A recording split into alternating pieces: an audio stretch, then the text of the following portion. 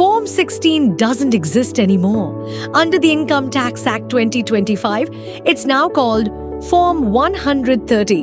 And if you're in HR or payroll, this isn't just a name change. Here's exactly what's different based on the official government documentation.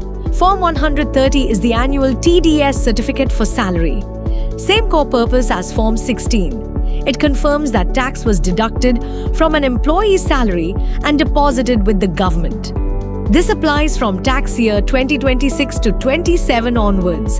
For FY 2025 to 26, employers still issue the old Form 16. Form 16 had two parts. Form 130 has three parts.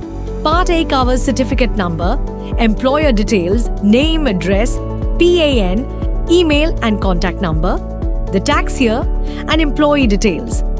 Part B summarizes the amount paid and TDS deposited each quarter. Part C is new. It has two annexures.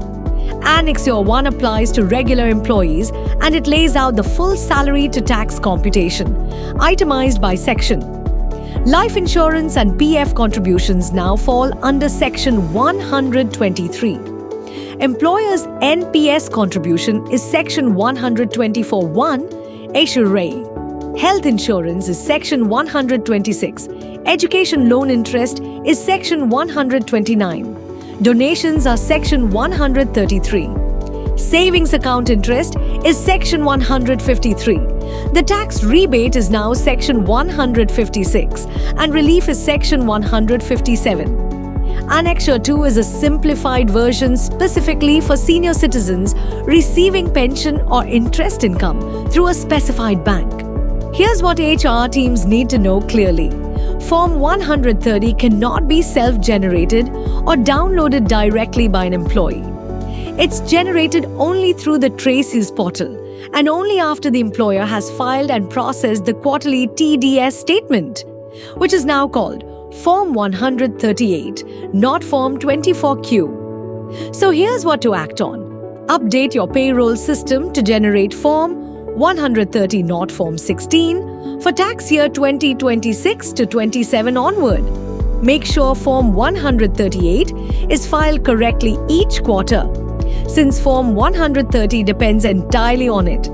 And when issuing Form 130 to employees, verify all deduction sections 123, 124, 126, 129, 133, 153 are mapped correctly in your system. That's Form 130 based on the Official Income Tax Act 2025 documentation, not assumptions, not guesswork. Runtime HRMS already generates this in the updated format automatically.